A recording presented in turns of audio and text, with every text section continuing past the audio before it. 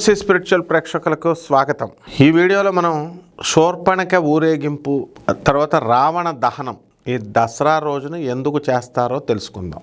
అసలు ఆశ్వీజ శుక్ల పాడ్యమి రోజున ప్రారంభమై ఆశ్వీజ శుక్ల నవమి వరకు జగన్మాత అయినటువంటి మన బెజవాడ కనకదుర్గమ్మ తల్లి ఆమె మహిషాసురుడితో యుద్ధం చేసి అనేక రకాలు వాడి అసిస్టెంట్స్ అయినటువంటి చండు, ముండు, శుంభుడు, నిశుంభుడు ఇలా దుర్గమాసురుడు వరుస పెట్టి వేసుకుంటూ వెళ్ళిపోద్ది అమ్మవారు. లాస్ట్గా మహిషాసుర మర్దనం చేస్తుంది, మహిషాసురుడిని చంపేస్తుంది. మన బెజవాడ కనకదుర్గమ్మ కొండ మీద నుంచి తరిమితే వాడిని చాముండి హిల్స్ అక్కడికి పరిగెట్టాడు వాడు, అక్కడ చంపేసి అక్కడ ఆ రక్తాన్ని తీసుకొచ్చి మన బెజవాడ కనకదుర్గమ్మ గుళ్ళో ఒక కోనేరు ఉంటుంది, ఆ కోనేరులో ఆ యొక్క త్రిశూలాన్ని కడిగింది.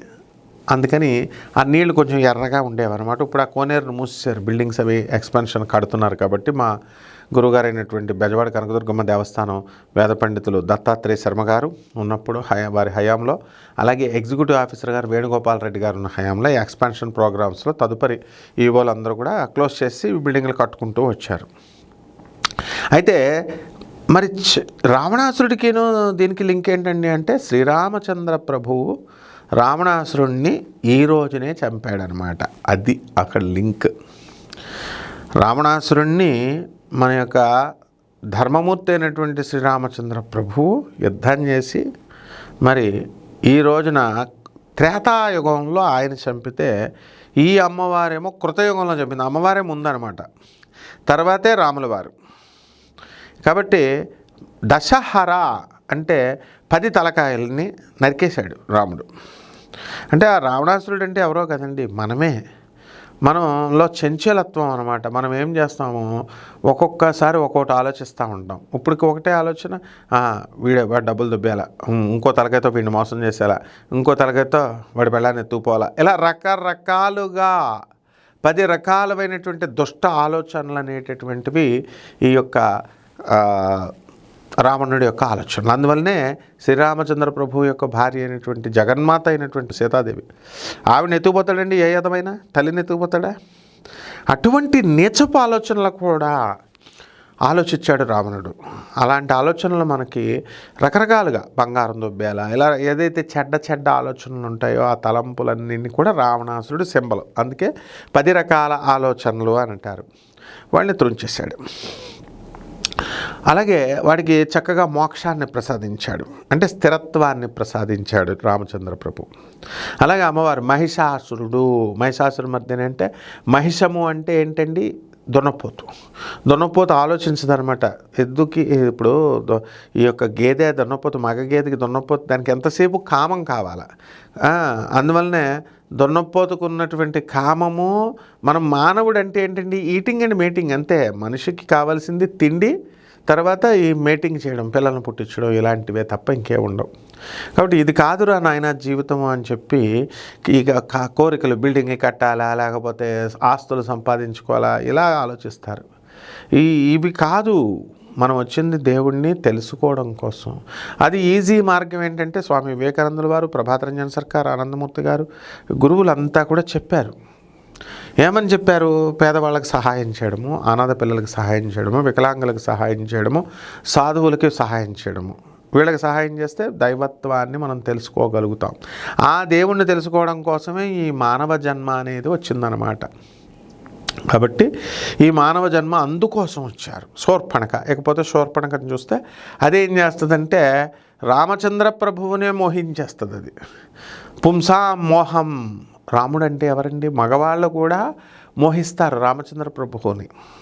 అంత అందగాడు రాముడు. అలాంటిది అంటే ఏంటండి, మాయ, ఆకర్షణ. రాముడు అంటే ఏంటి, కృష్ణుడు అంటే ఏంటి, గోవిందుడు అంటే ఏంటి అర్థం? గోవిందుడు అంటే ఆవులు కాసేవాడనే కాదు. అక్కడ ఆవు యొక్క మనస్తత్వం ఏంటి, ఇక్కడ తినవే బాబు అని చెప్పి ఒక పొలం ఒక చోట వదిలితే ఇదేం చేస్తుంది, అటు ఆ పొలం ఈ పొలం ఇవన్నీ తిరుగుతూ ఉంటుంది.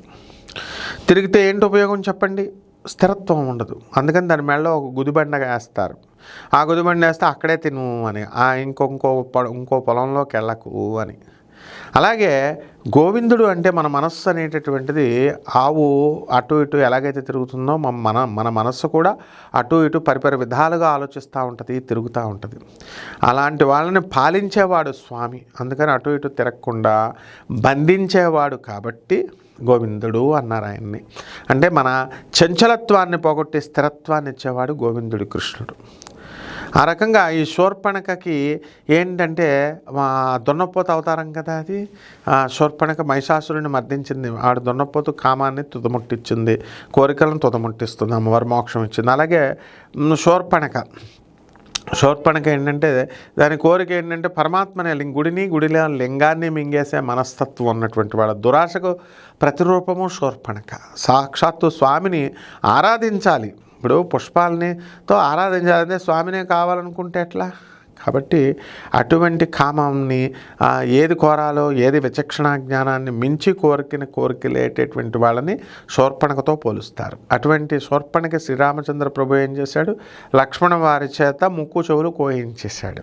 అంటే ముక్కు చెవును ఎందుకు కోయిస్తాడు అంటే ముక్కు చెవులు చూసి మనం చాలా అందంగా కనబడతాం. ఎప్పుడైతే ముక్కు చెవులు కోసేస్తే అందవికారంగా మన ఒరిజినల్ స్వరూపం తెలుస్తుంది. మానవుడి యొక్క ఒరిజినల్ స్వరూపం చాలా అందవికారం అండి. మనందరం మన ఆలోచనలు నీచము, మన ప్రవర్తన నీచము, మన యొక్క ప్రతి చేష్ట నీచమే, మన ఆయుర్దాయము నీచము, చాలా అల్పం. మనకి సంకుచిత మనస్తత్వము, ఎంతసేపు మన పిల్లలు బాగుపడాలా, మనవాళ్ళు బాగుపడాలా అని స్వార్థంతో ఉంటాం మనం. కాబట్టి మనకు అందం ఎలా వస్తుంది? రాదు.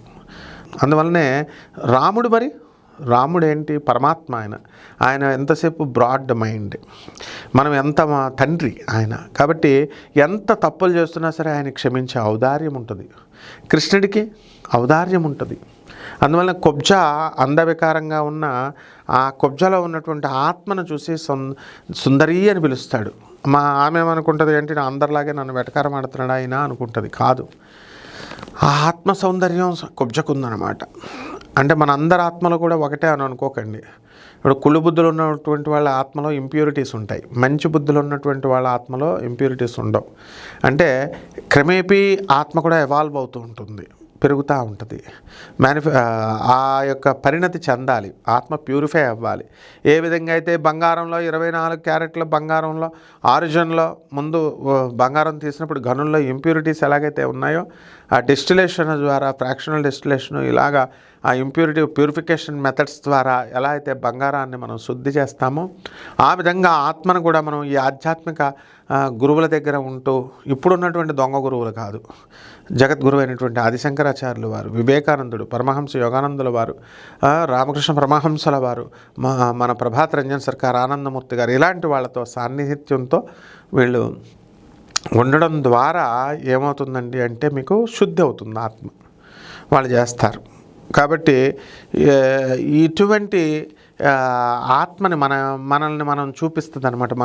మన అందవికారమని రాముడు చూపిస్తాడు. అటువంటి సౌందర్య స్వరూపుడు రాముడు, కృష్ణుడు. కాబట్టి ఇది అసలు రహస్యం. అందువలన శూర్పణఖ ఊరేగించాలంటే మనం మానవుడు, మనం పరమనేచాతి నీచులో ఉన్న మనిషిగా ఎదగాల మంచి భావాలతో. అలాగే ఈ యొక్క అందువల్ల దసరా రోజున ఏం చేస్తామంటే రావణాసురుడి యొక్క బొమ్మను కట్టేసి గడ్డితో తయారు చేసి దాన్ని మనం ఏం చేస్తాము? బాణం వేసి కాలుస్తాం. అంటే దసరాలో మనం రావణాసురుడు 10 తలంపులను కాలుస్తాం. ఇది ఇందులో ఉన్నటువంటి రహస్యం అన్నమాట. శూర్పణఖ రహస్యం అది. శూర్పణఖ ఎందుకు ఊరేగిస్తామంటే మనం నీచమైనటువంటి బుద్ధులు మనవి, ఇవి కాకుండా మనం ఉన్నతంగా ఎదగాలి అని చెప్పడం కోసం అనమాట. గోవిందుడి యొక్క తత్వము, రామతత్వము, అమ్మవారి తత్వం, జగన్మాత అయినటువంటి దుర్గాతత్వం చాలా లోతుల్లోకి ఉంటుంది. ఒక క్షణంలో అర్థమయ్యేది కాదు.